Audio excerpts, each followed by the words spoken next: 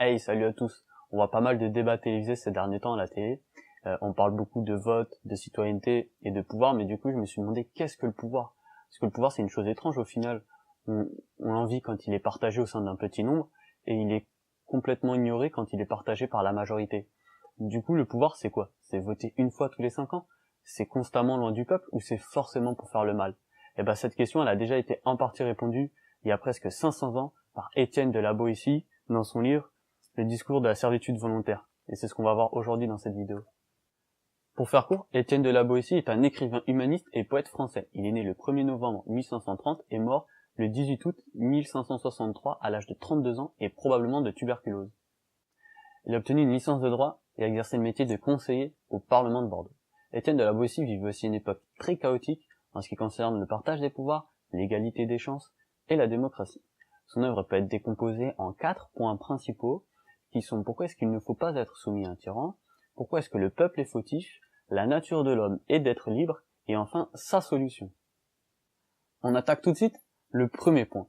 Étienne de la Boétie avance comme premier argument qu'on ne peut pas s'assurer qu'un tyran soit bon. En effet, dans le cas d'un mauvais tyran qui concentre les pouvoirs et qui est tout puissant, ne pas avoir d'éléments susceptibles de le contrer ou de le limiter est un réel problème. Remarque, aujourd'hui, bien que le pouvoir est moins concentré, on n'a toujours pas de contre-pouvoir efficace. Le deuxième argument est qu'on ne possède rien sous sa tyrannie.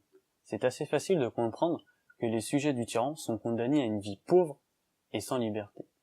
Un autre argument est que le tyran est amené à faire du mal pour susciter la crainte. Et comme il est tout en haut de la hiérarchie sociale, ces sujets ont tendance à l'imiter. C'est ni plus ni moins que diviser pour mieux régner. L'argument suivant est que le tyran préfère sauver un sujet plutôt que défaire 100 ennemis. Il faut comprendre que le tyran n'est pas là pour prendre soin de ses sujets de manière empathique, mais qu'il est là pour dominer. Il a donc besoin de personnes en dessous de lui dans la hiérarchie. Sa dominance est orientée vers l'intérieur plutôt que vers l'extérieur.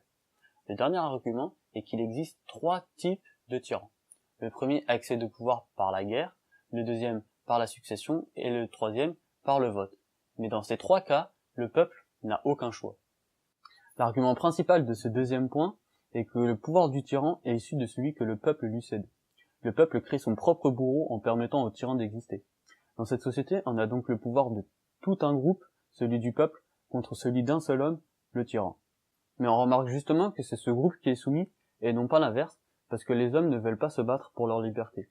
En plus de ça, il faut comprendre que le peuple est docile. Avec le temps, la nouvelle génération fait naturellement ce que l'ancienne génération faisait sous la contrainte. La nouvelle génération confond donc son état naturel, être libre, avec son état de naissance, être esclave.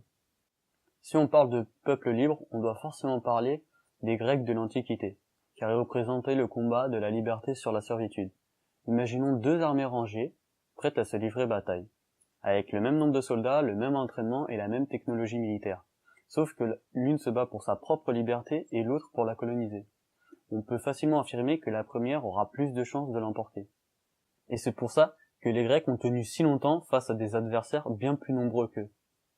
La solution que propose Étienne de la Boétie pour que l'homme retrouve son état naturel est qu'il faut comprendre la nature du pouvoir du tyran. Le tyran va s'entourer de personnes un peu moins tyranniques que lui, et ces personnes vont elles-mêmes s'entourer de personnes un peu moins tyranniques qu'elles. Il ne faut donc pas attaquer le tyran directement car il peut être entouré d'un grand nombre de personnes, mais plutôt arrêter de le servir. Comme si on coupait les racines d'un arbre. Le pouvoir du tyran revient donc à ce qu'il était à l'origine, c'est-à-dire le pouvoir d'un seul et unique homme. C'est tout pour ce livre qui fait moins de 50 pages, je vous invite à le lire si vous voulez en savoir plus. N'hésitez pas à me donner votre avis dans les commentaires, et moi je vous dis à la prochaine, ciao.